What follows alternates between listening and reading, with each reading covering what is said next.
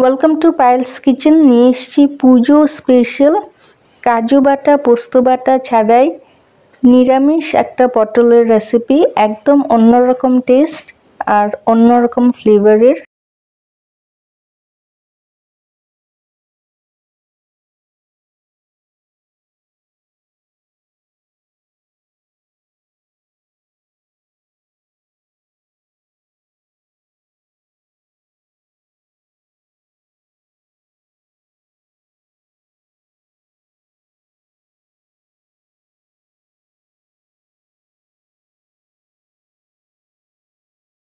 কড়াটা হালকা গরম করে নিয়েছি, হিট লো আছে।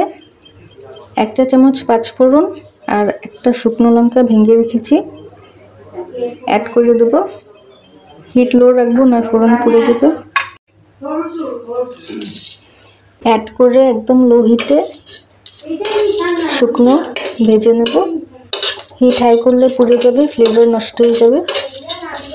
মশলাটা হালকা ক্রিস্প হয়ে গেছে, শুকনো লঙ্কাও ক্রিস্প হয়ে গেছে কিন্তু পুড়ে যায়নি। নামিয়ে নেব।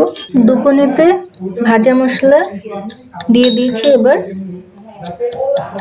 গুঁড়ো করে নেব। গুঁড়ো করে নিয়েছি, ঢেকে রাখবো, না ফ্লেভার উড়ে যাবে। কড়াতে অল্প সর্ষের তেল ঢেলে ভালো করে গরম করে নিয়েছি। এখানে 5টা পটল একটু একটু চেঁচে এক সাইড একটু চিড়ে নিয়েছি। এতে নুন মশলা পটলের ভিতরে ভালো করে ঢুকবে, ভেজে নেব। একটুখানি নুন অ্যাড করে দিলাম, 1 পিঞ্চ হলুদ গুঁড়ো। লো টু মিডিয়াম হিটে পটল ভেজে নেব, নেড়ে দিলাম।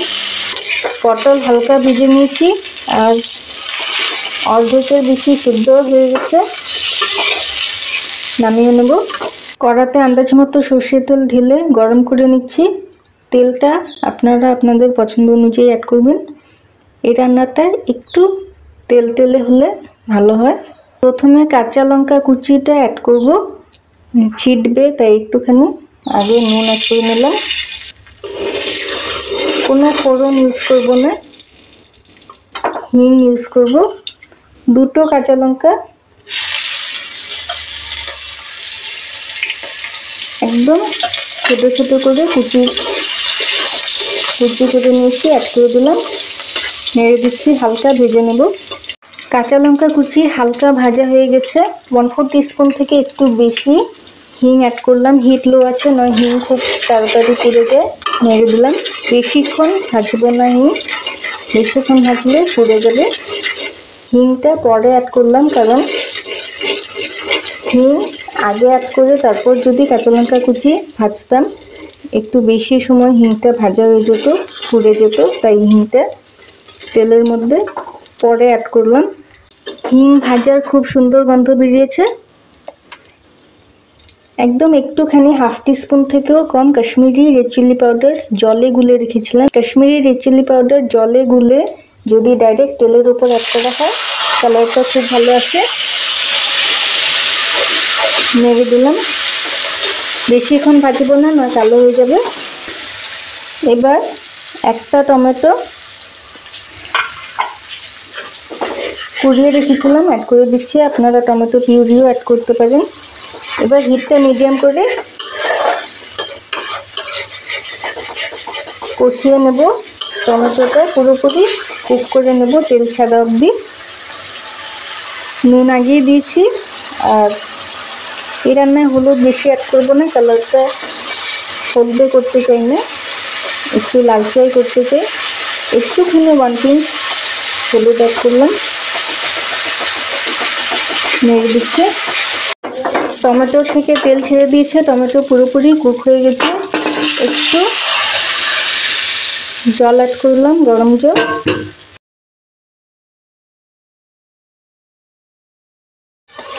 জলটাতে বয়েল এসে গেছে, হিট এবার হাই আছে। ভাজা পটল অ্যাড করে কষিয়ে নেব।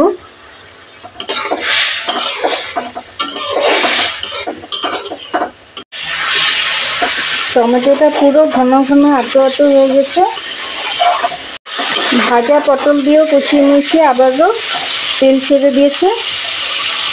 এবার আন্দাজ মতো গরম জল অ্যাড করে দেবো। ঠান্ডা জল অ্যাড করলে পাঁচশো হয়ে যাবে, তাই গরম জল অ্যাড করতে হবে। আর বেশি জল অ্যাড করবো না, এটা মাখো মাখোই হবে। হিট হাই করে দিলাম, মিক্স করে দিচ্ছি। একটুখানি 1/4 টিস্পুন চিনি অ্যাড করলাম, টেস্ট ব্যালেন্স করার। মিষ্টিটা আপনাদের টেস্ট অনুযায়ী অ্যাড করবেন। ঝোলটা একটু ঘন ঘন হয়ে গেছে, পুরোপুরি ঘন হয়নি।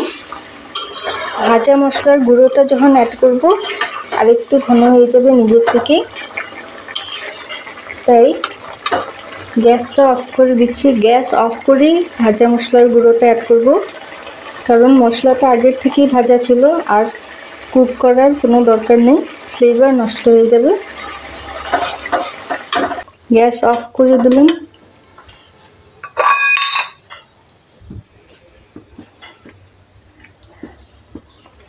ভাজা মশলার গুঁড়ো অ্যাড করে মিক্স করে দিচ্ছি।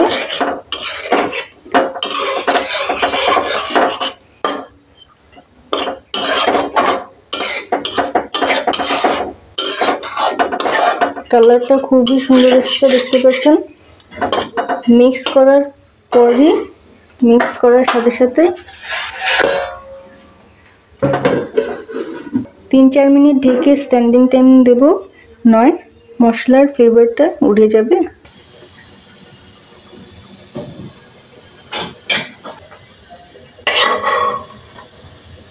আরও নানা রকম রেসিপির আপডেট পেতে চাইলে চ্যানেলটাকে সাবস্ক্রাইব করে পাশের বেল আইকনটা ক্লিক করে অল অপশনটা ক্লিক করে রাখবেন। এতে কি হবে, আমি যখনই কোনো নতুন রেসিপি, নতুন ভিডিও আপলোড করব, সঙ্গে সঙ্গে আপনাদের কাছে নোটিফিকেশনস পৌঁছে যাবে। Thank you for watching.